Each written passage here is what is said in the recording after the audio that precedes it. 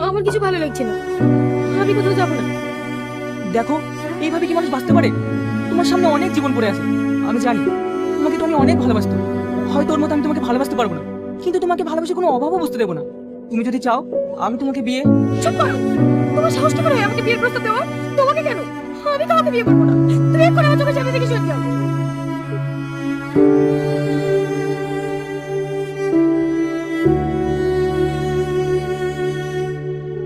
সালমা, তুই ছেলেটাকে অপমান করলি কেন? ও তো ঠিকই বলেছে, ও কি তোর খারাপ চায়? কেউ আমার ভালো চায় না। তোমরা যদি আমার ভালো চাইতা তাহলে আমাকে এভাবে বিরক্ত করতে না। এতে বিরক্ত করার কি আছে? টনি যদি বেঁচে থাকতো তাহলে কি আর এর সাথে বিয়ের কথা বলতাম? ছেলেটা যখন বিয়ের প্রস্তাব দিচ্ছে তুই রাজি হয়ে যা মা, তুই আর আপত্তি করিস না। আমাদের যা ভালো লাগে তোমরা তাই করো, দয়া করে আমাকে একটু একা দেখতে দাও।